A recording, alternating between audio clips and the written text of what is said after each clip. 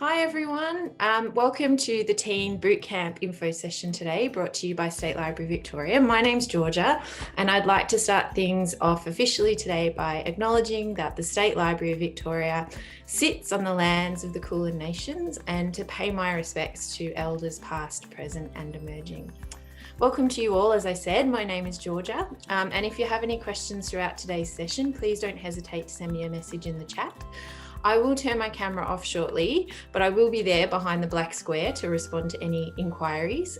We also have Richie, hi Richie, and Ali and Julianne from SLV. So you can put any questions about the bootcamp or questions you have for our guests today in the chat, and we'll be checking those out and we'll have a chance to address them towards the end of the session.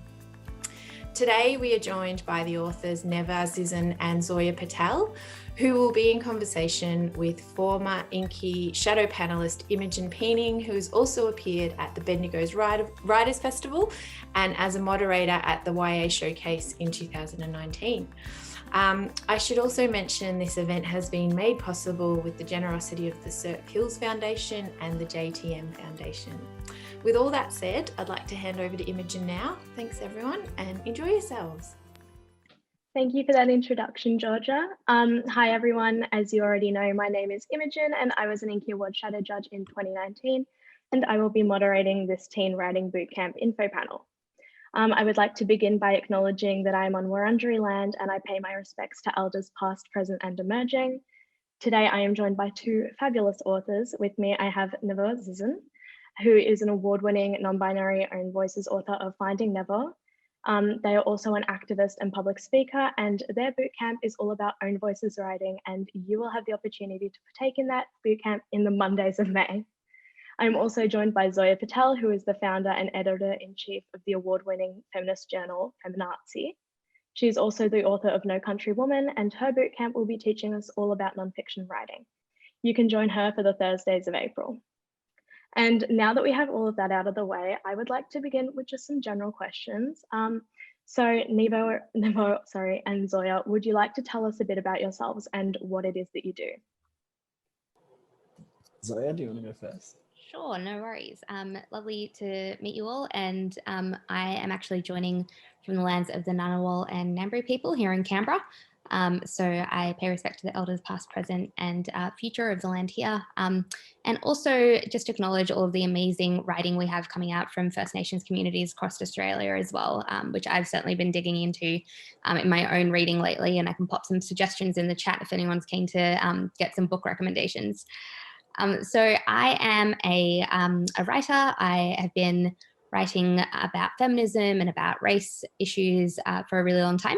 I write nonfiction and fiction. So my first book was a memoir, which is called No Country Woman. It came out a couple of years ago. And my next book, which is coming out next year, is a novel. So I like to think of myself as like teasingly varied, and I have to kind of try and draw my interest into more of a focused frame for the purpose of not going too wide. But I feel like one of these days I'll probably write a fantasy novel or, delve wide out into some completely different genre. In my day job, I actually work in communications and marketing. So I'm the executive director of communications advocacy and engagement for a charity here in Canberra called YWCA Canberra. And so I guess writing is a big part of that role as well. And in terms of, I guess, nonfiction writing, I do journalism, I write a weekly column, I do a lot of book reviews and things like that. And I also write features and personal essay or memoir. So I'm really keen to talk about all of those things a bit more and to cover all of that in the boot camps as well. Cool, that's awesome. Thanks, Zoya. So many things. I love that you're like, I really need to hone in, but you're doing all the things. I'm also coming from Wurundjeri country in Warrandyte and would like to pay my respects to elders past, present and emerging and any First Nations people who are here right now, and just want to recognize the significance of the land on which I'm standing here in Warrandyte, where intertribal events took place along the Birrarung. And as an uninvited guest on this land, I pledge to go beyond acknowledgements of country and do all I can to stand in solidarity with First Nations people. So I guess my work is also probably pretty varied. You'll find that a lot with writers, because the secret is that writers don't make very much money, especially in this country. So we have to do lots and lots of other things. So I write young adult stuff mostly. So I wrote my memoir, Finding Nevo, a few years ago. I have a new book coming out in 2 weeks called The Pronoun Lowdown, which is like a hardcover book all about pronouns and about coming out, and lots of different resources around that. So I write mostly nonfiction, but I'm kind of moving into the fiction space at the moment. I'm writing a middle grade book with a friend of mine that's all about non-binary superheroes, which is really fun. So I do a lot of that kind of stuff. I also run workshops in schools and workplaces around transgender identity. So I'll be talking a lot about own voices, the importance of finding your own voice, authenticity, and I guess like self-confidence as well, and self-love, and validating your own narrative. And I'm also a marriage celebrant. So I marry people to each other, which is pretty fun. I always say like, I've got a wedding this weekend. Yeah, I'm marrying someone. And then people are like, what? Oh my God. But it's in work. It's not my personal life. That's awesome. And okay, so what can teenagers expect to learn from each of your workshops? Zoya, would you like to go first? Yeah, sure. So I think, like I said earlier, nonfiction can really encompass a lot of different styles and almost different genres of writing as well. And so what I'm hoping to do is to kind of split my workshops up so that we can really hone in on each of those styles in turn. I'm really keen to look into the way that we can use personal essay as a form to actually build into more kind of journalistic territory.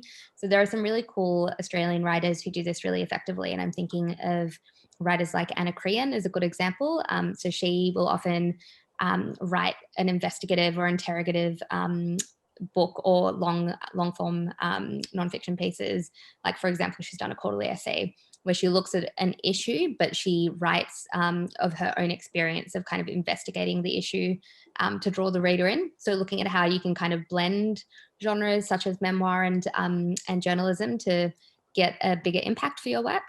And then I also want to go into some of the more technical aspects. So how do you structure a feature article? How do you structure a news story? And one of the things that I did a lot when I was at school, in high school, was to write book reviews for my library and things like that. So I thought we could look at how to write a review as well. I think reviews are actually reviews and interviews are two of the best forms of nonfiction writing to really learn the skills. And because they're quite formulaic, there's always there's a structure that you can work with. And I find that really useful when you're first starting out, to have something to actually help guide the way that you write. So that's quite a garbled way of saying it, but I promise the workshops will be more structured. And I'm hoping to give a little kind of teaser of a lot of different ways that you can approach nonfiction writing. That sounds awesome. I want to do those workshops. I'm like, wow, cool. My workshops are going to be exploring a few different things. So we'll do a bit of like the technical stuff, but we're also going to talk about a lot about self-confidence. Imposter syndrome, I feel like, is a really, really big one, where you just don't feel like your story is worth telling, or no one's going to be interested. And so we'll definitely talk about kind of empowerment through that and what it means to write your own story. We're also going to investigate some of the ethics of storytelling and of memoir writing, and what it kind of means to put your story out there in your own voice, and some of the ethics around own voices writing. So why we focus on people telling their own stories rather than appropriating other stories or writing different kinds of characters. And we'll delve into some of the complications around that as well. We'll do a lot of writing activities, and just basically my goal is to create a really nice safer space where we can ask all the questions that we have about writing our own story. And then we'll also talk about structure, how to find which parts of your story are a little bit more interesting, how to turn the ordinary into something extraordinary, and all of that sort of stuff. Yeah. That's so important, and I love those answers from both of you. To add to that, what do you guys think the biggest benefits will be of participating in your workshop? Nevo, I feel like you should go first this time. Okay, the benefits. Okay, well, I think that like one of the big things is when I was in school, I loved writing, but I was always writing for homework, and I was always writing because I was told to, and I didn't have a lot of time or space or energy to write because I just really wanted to. And so a lot of the creative writing that I would have liked to do, or telling my own story, wasn't available to me. And I feel like it was really taught to me when I was a teenager that my story wasn't that interesting or important, and that there were heaps of other stories out there that I should turn to instead. But as a transgender and queer young person, there really weren't that many stories for me to turn to. So it was actually really brutal to be told that, because it's like, okay, cool. Well, I guess I'll just read all of these other books about non-binary Jewish trans people. Oh, there's none. Okay. So I think that this is going to be a really great space to explore the kind of writing that you want to do, not the writing that you've been told to do. And finding your own story, especially when you're young and people are often telling you what your story is incredibly empowering. So I think that's going to be a big thing that we're going to get out of it, is just validating each other's voices, and being able to write our own stories and be the authors of our own books. I really love that. I feel like what you're touching on is so much around the mindset of writing. And I do think that that's a big part of it, and doing workshops at times and at a pace that really suit you are really important to kind of counteract how structured and like externally driven school can be. So I think that is definitely a big thing that people will be able to take away from all the boot camps, is being a bit more self-driven and being able to kind of direct your own learning. I feel like part of what's really cool about doing a program like this, and what I hope people will get out of my workshops, is also having a chance to talk to other people who are interested in writing. So one of the big things for me as a writer has been finding my community, and finding people that I trust to read my work and provide feedback, because I think often writing can be a really solitary act, and writing nonfiction in particular can actually be quite isolating, because fiction has a more clear audience a lot of the time.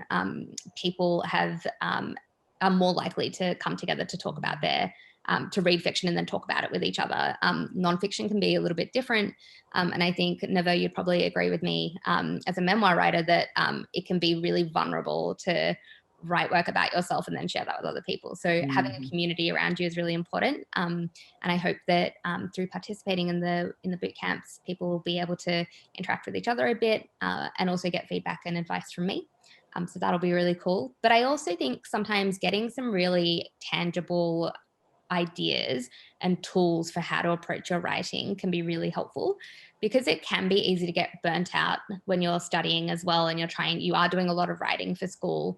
To think of a way to start writing your own work can be quite difficult. And I know that I often get to a point where I'm so tired or burnt out from work that the thought of writing is both exciting and a little bit frustrating, because you open up that Word document and you don't really know where to start. So I'll be giving a lot of kind of tools and tricks that you can use to help kind of plot work out, or make it a little bit easier to get the words flowing, so that writing itself doesn't become onerous or difficult. Oh, I need some of those tips. I don't know that I help myself as much as when I teach workshops, I'm like, I should really do some of these things. Yeah, I agree. I don't know that I do. Yeah, I think that's a skill we could all definitely use. Now, as a student, I think that from what I know of nonfiction, it's something that seems to be always very structured and something that you have to do more as schoolwork. As you both have a background in creative nonfiction, what is it that makes your writing creative as opposed to structured? I can jump in if you like. Yeah. I think it takes a bit of time to kind of learn or unlearn the ways that you're taught to write when you're at school.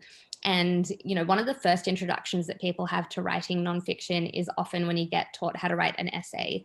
And I'm sure you all remember, you get taught that it's very structured. And not only do you get told how the essay as a whole should look, you get told on a kind of sentence and paragraph level exactly what components you have to include.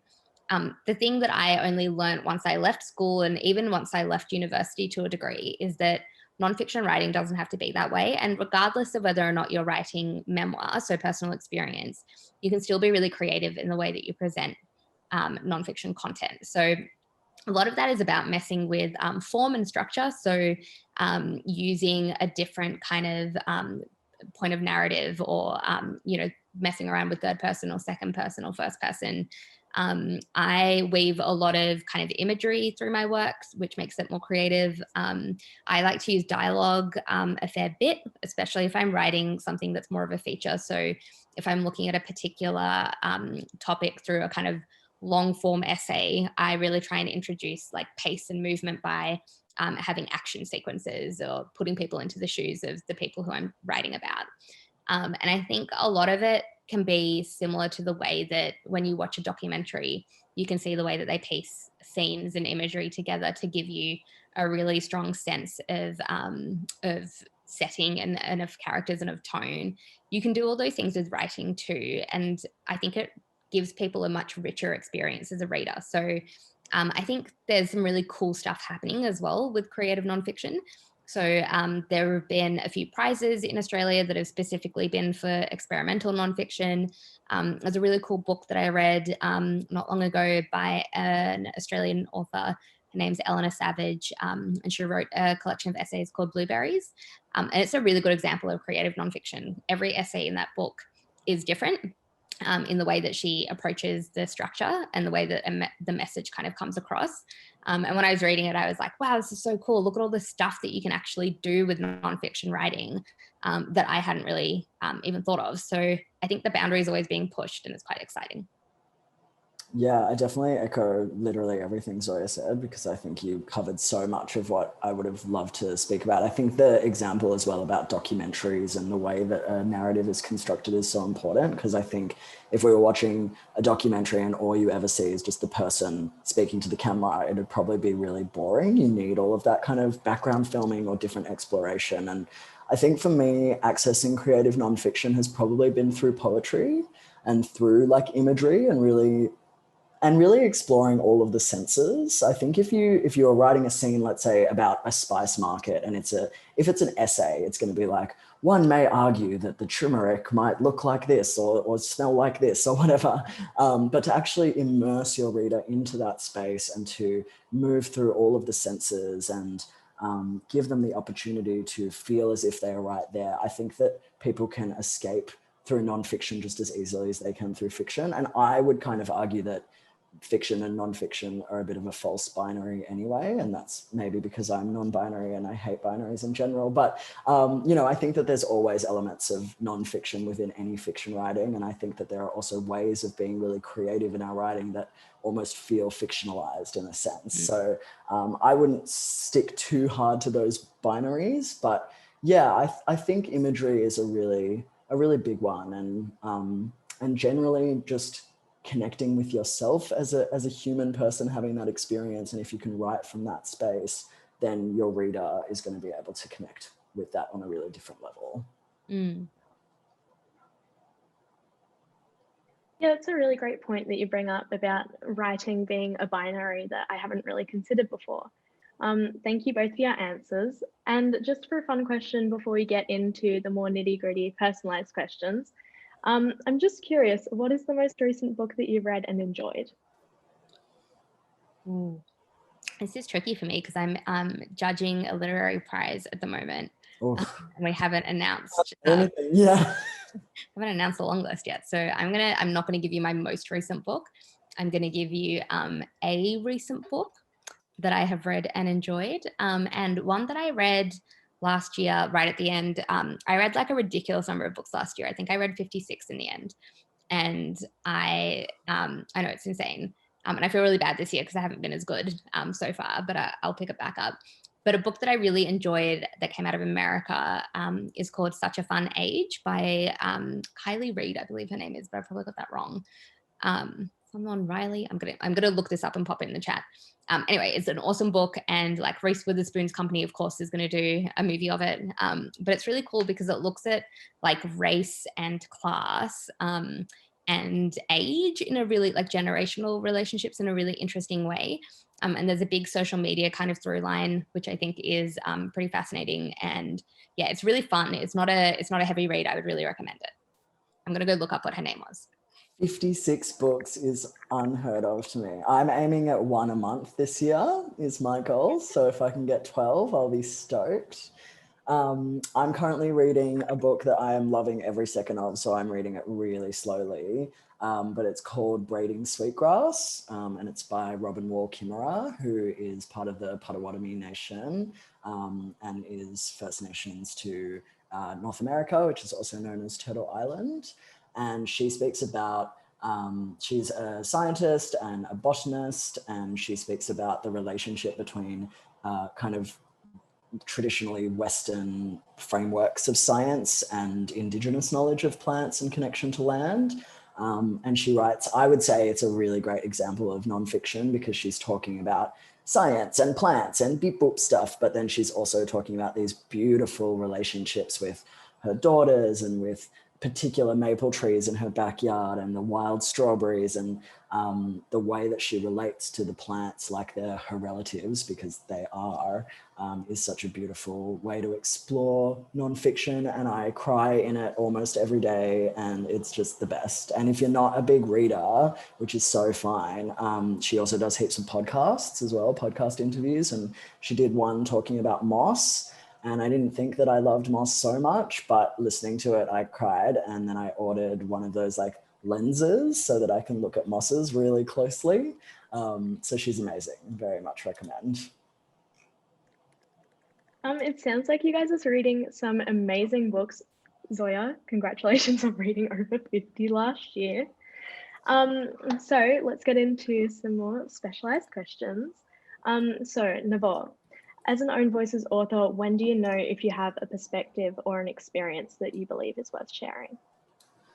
Yeah, I think it's a really good question. And I think it's hard because part of me wants to say, like, I guess it's not just about whether you think it's worth sharing. It's also about like other people's input in a sense. And I don't mean that in the sense that if you're like, I've got a story to share and people like, don't share that, it's not interesting. But I think for me, you know, like writing my first book, I just kind of wrote a bunch of stuff, took it to my publisher and was like, which of these things are interesting? Like, which things do you actually want to know? And so I think it needs to be a bit of a reciprocal relationship. Like I think being able to speak to people, and I find for me at least, because I was a public speaker before I was a writer, constructing stories in the spoken word is much easier for me, and then I can translate them to the written word a bit better.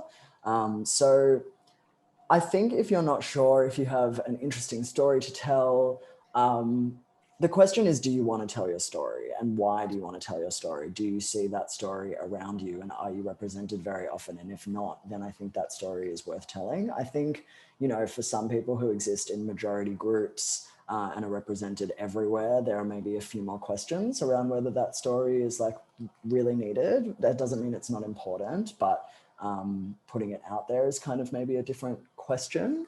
But I think going to workshops is a really good way of doing that. I think telling that story to people, I think also approaching the world with curiosity means that you are really actively and presently listening to other people's stories. And I think in order to tell your own story, you also need to be open to hearing others. And so going to lots of spoken word events or listening to podcasts and hearing other people's stories also gives you a much better kind of idea of what storytelling can look and feel like and how to structure a story a little bit. So I think approaching things with curiosity is really important. And if you get to the end of it and you're like, maybe this isn't an important story to tell, maybe there are other stories out there to tell or to help be a part of, I think that's a success. I don't think that is a failure. You know, I think just practicing non-attachment, not being like, this is the story, I have to tell it, it's the most important story in the world, but rather just being like, I think I've got a story to tell, I'd like to tell it, I want to see what's out there, I want to listen to others, and then I can kind of figure out where mine fits in. Yeah, I think that's a really great explanation of maybe who should be writing Ownvoices novels, and also how to know that you have a story worth sharing, because I know a lot of us face a bit of imposter syndrome with things like that. So thank you for that. And Zoya, this probably isn't the most interesting question, but I feel like the people probably want to know. So how might teenagers be able to apply the skills they learn in your nonfiction workshop to their studies if they choose to do so? I don't think that's not interesting at all, but I really loved school. So I actually really enjoyed doing my homework. I think that basically at any point in your education, writing is kind of a fundamental part of that. And one of the things that you become really good at if you write nonfiction regularly, particularly if you write anything in a kind of journalistic space or even feature writing, one thing that you always learn is how to be really concise and clear and to use every word really effectively. Often when you write for major publications, like for example, I write for The Guardian sometimes, I've written for places like the Financial Review or Sydney Morning Herald or Canberra Times or whatever, they will be really tight on the amount of words that you can play with. And that's because if they're really great publications, they're paying you by the word. So they have a budget that they need to stick to. And if they're print publications, it's because they only have so much space on the page. So you learn really quickly how to use your words in a way to get your message across as effectively and as quickly as possible. And you also pretty quickly learn how to use your words with influence. So if you're trying to tell a story or get a particular message across, you have to kind of give your reader the right information at the right time in the right sequence to help build all the context they need to get there.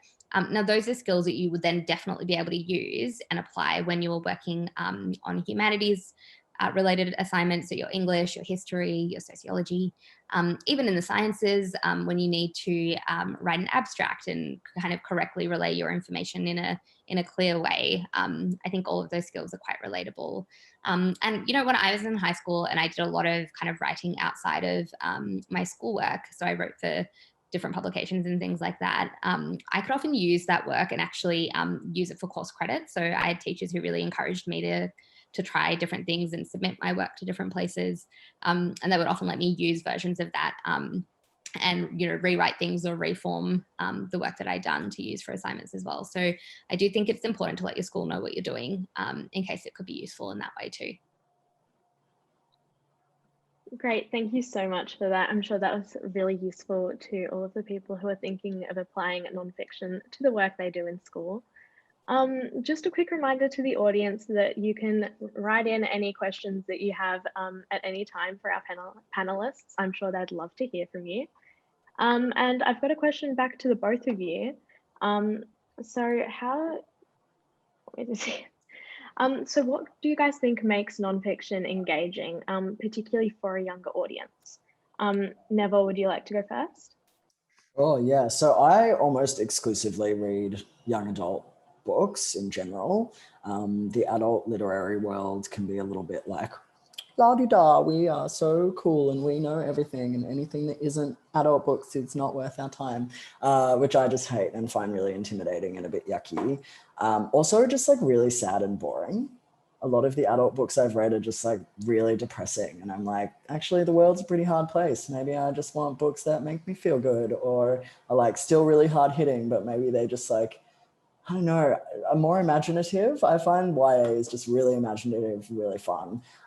So I think what makes nonfiction interesting and engaging for young people is like, firstly, accessible. I think that there's a lot of writing that uses really complicated language. I don't know if anyone out there has had this before, but I had an English teacher in high school who just used to use these like really big schmick fancy words as a way of just showing off that he knew them. And so naturally every day would be like, what does that mean? I don't know what that word means. I'm 15 years old, you know? And then he'd be like, oh, well, you don't know what that is. Let me explain it. And that's how I feel when I read like academic texts, or even when I read adult books and I have to stop reading and like look up a thesaurus or a dictionary and figure out what these words are. And like, there's definitely value in that and there's a place for that. But I think that with my books, for example, I feel like I talk about pretty complicated ideas, but in pretty easy to understand language. And because I think that if you can't explain something to a young person, or if you can't explain something to a toddler, then you probably don't understand it. And people use really fancy words about things that they don't always understand. So I think a way of making something engaging is making it understood and understandable, you know, like actually speaking in the language that people use day to day. And I think that's really important to me, is that someone can pick up my book and not leave feeling a little bit stupid. Sometimes I read books and I'm like, oh, I must be like silly, and that's like not a very nice feeling. And I think it also helps to show people that they can write regardless of what level they're at or what kind of writing they want to do. It doesn't have to be this really highbrow literary stuff for it to be worthy. So yeah, I think there's that. And I think also like I find it interesting reading characters that are younger. Maybe it's because I'm younger, but like I really enjoy reading teenage characters. I think that like writing from a teenage perspective is so brilliant because it's the time in your life where you're like experiencing all the emotions in the world for the most intense experiences of them. Like it's the first time that you've done so many things. And so it's naturally going to be this like huge time. And I relate to that as someone, as a poet and as someone who just has lots of big feelings and is just like a big gay crybaby.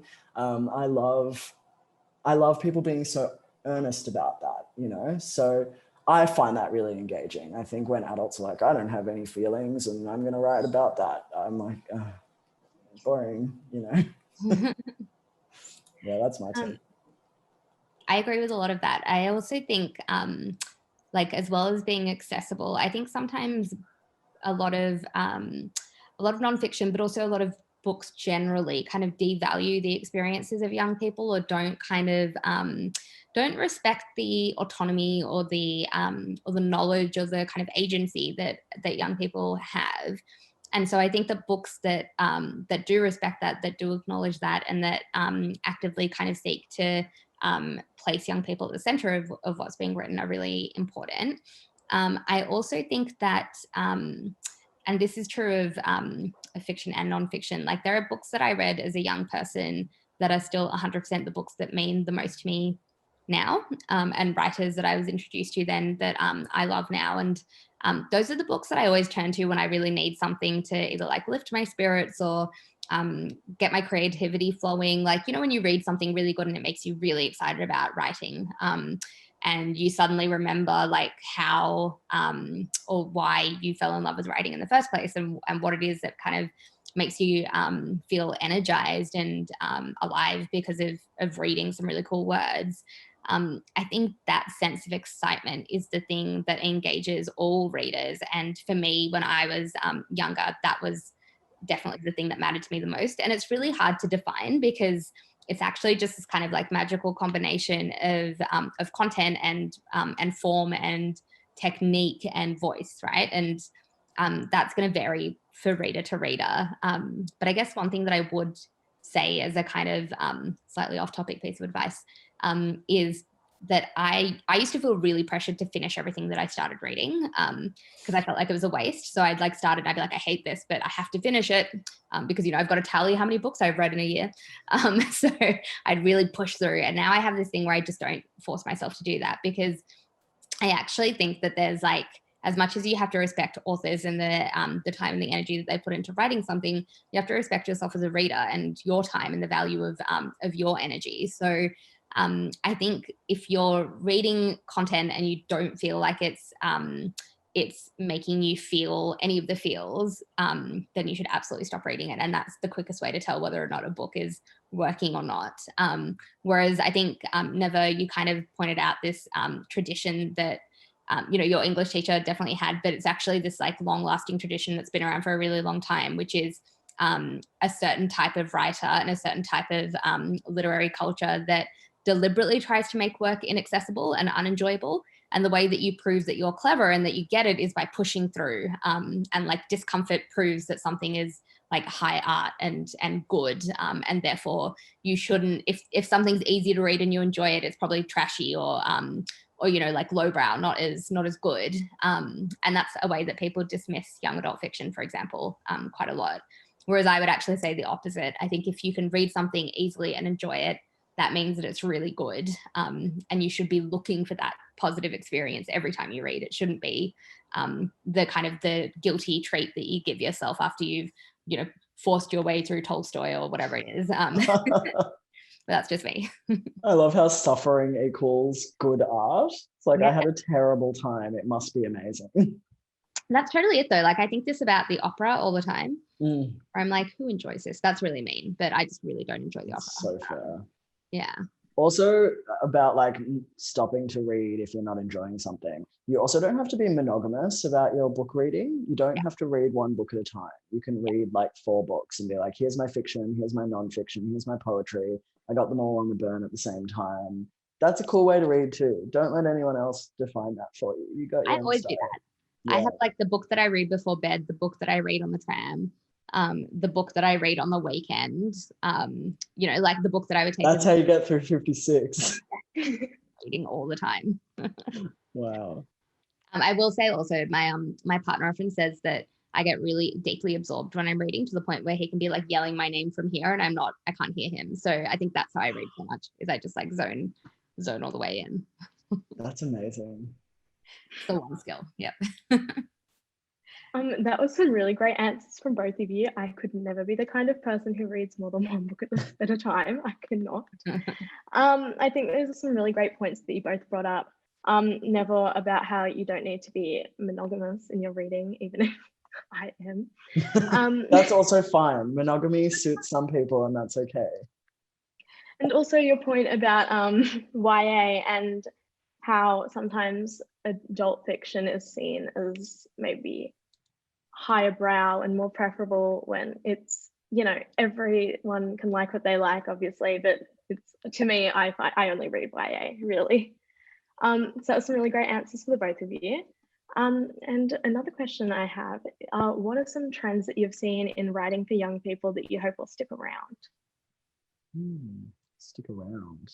I thought it was going to be that you hope doesn't stick around. And I think one of them is like speaking to young people like you're a peer, but you're clearly way too old to understand how young people speak. So just like, hey, cool cats, dogs, like, I know how to write for you. And you're like, what the hell is this? Like, what am I reading? That's a trend I think can go elsewhere. I think something that I'm just seeing more of is a lot more Ownvoices writing. I think a lot more people actually writing their own experiences so that we're not just reading the same sort of white male protagonist story who is like a hero. I don't need to read any more stories about white men, maybe ever again, unless they're like really, really interesting. But it's really cool to be like seeing more amazing, also Australian authors. I think this is a big thing, is like we read so much from the US and overseas, and it's like really hard to be an Australian author. We don't make very much money. We don't get our books read very much. And it's like the least we can do as Australian readers is actually read Australian content. I think so. I think with the hashtag Love AusYA kind of whole thing, that was just so incredible. Seeing those anthologies come out, getting to be a part of one of those anthologies and writing queer stories was really cool. So that's a trend I hope sticks around, is like celebrating Australian authors, celebrating Ownvoices and reading those stories, and also just seeing more and more diverse stories coming out. So rather than, a story that has one gay character and maybe like one character of color, you've got more stories that are focusing on lots of different intersections and lots of complicated characters. And I want to read stories about queer characters who are also flawed and who are problematic, and who, 3 trans characters who don't all agree with each other on certain things. And I want to have so much that I don't need to write anymore because it's just everywhere. Yeah. I agree with a lot of that. I think the way that I would also frame it is that we're seeing a lot more like genuine attempts and attention paid to putting diversity into books written for young people or writing for young people. And, like when I was growing up and reading Australian YA, it was all from a white perspective. It was all from a like really mainstream Australian cultural perspective. And so reading something like Looking Fella Brandy, for example, was so great because I was like, there was this huge through line in that book about Italian culture and being a migrant. And even though it was so far removed from my experience of being a migrant, it was still close enough that I could relate to it. But then towards the end of high school for me, books started coming out written by diverse authors, which was awesome. But also mainstream authors and white authors were genuinely trying to introduce diversity into their books. And I do think that's really important. And there's a whole conversation that happens around writing perspectives that aren't your own. I've actually always believed that if you have the privilege of being from a mainstream majority culture, and you have the, as a result of that, you automatically will get read more, and your work will be seen to be more universally appealing. Because when I write, this thing happens to me whenever I write, whenever I go to festivals and things like that, and often I'll get asked to speak to young people. And there was a period of time where when my book came out and I'd go and do these events, and there'd be like me and a white young woman on stage, and we'd talk about our books. And then we'd go to the book signing, and the people would come out from the bookstore with their books, and all of the white women would have the book by the white author. And all of the migrant or culturally diverse young women would have both books, because they were used to being told that they had to project themselves into other people's experiences, but also they were thrilled to see their experience kind of covered, right? Whereas I think often we tell mainstream audiences that things that are written about marginalized experiences aren't really for them. It's for those marginalized groups. So I think it's really important for white authors to be introducing that diversity into their own work as well. And I have noticed that happening, so I hope that continues. Yeah, I think those are both really amazing points that you bring up about Australian authors, and we love us YA, the hashtag, but also about how diversity is something that we see a lot more in books now, and in particularly books for young people. I think that's a really important thing, especially as we grow up, obviously, so that everyone can see themselves somewhere. I think that's really lovely. Do we have time for one more question, Georgia? You're on mute. Yes, I reckon if you guys have got 1 minute each to respond, we can definitely fit that in. Okay, try and make it snappy. So just to bring it back to the workshops in general, I wanted to know from both of you, how beneficial would these workshops have been for the both of you? I would like you to talk about your workshop in particular, obviously. Zoya, would you like to go first? Yeah, so how beneficial it would have been for me as a young person if I'd had access to this kind of workshop. I think it would have been really helpful to introduce me to all the different ways of writing nonfiction. And I also think it would have helped me understand that there could be a career in writing, because I really felt like I always wanted to be an author. And I remember a friend telling me, you'll never make any money being a writer unless you're like J.K. Rowling. And so I just changed what I wanted to do. Whereas if I'd understood that I could have tried harder to kind of write nonfiction and build my own kind of career, and get paid for it, because I get paid for nonfiction, I do not get paid for fiction, that would have been really cool. Yeah, I think for me, just meeting an older non-binary or trans person would have been like really world-changing, let alone to have someone who is an author and who is like talking about writing. I honestly can't imagine it. I don't think I can imagine having done like a course or go to a speech or do anything with a young person who was older than me who was trans. I just can't really imagine it, but I think it would have had a really big impact.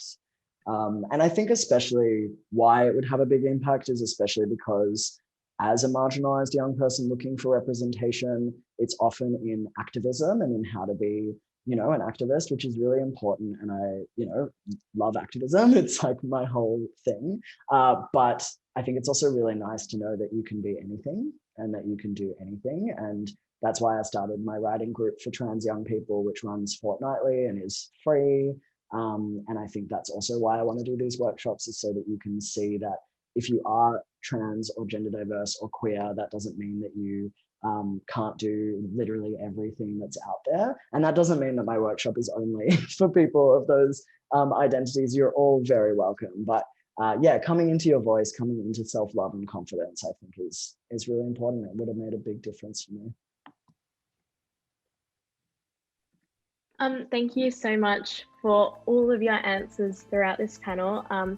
Nevo and Zoya, you've both given some amazing insights into your workshops and your lives as writers. Georgia, can I please pass it to you now? Yeah, absolutely. Well, you've pretty much summed it up. I wanted to say thank you to you both, and that was really fantastic, but also thank you to you, Imogen. You did a great job, and we look forward to seeing some young people in the workshops. Thank you. All right, and I think we can sign off. So thanks everybody for coming, and we hope to see you. If you've got any questions about the workshops, just get in touch. You can check something in the chat quickly, or have a look at the SLV website. There's heaps of info on there too. All right. Thanks, everyone. Thanks, everyone.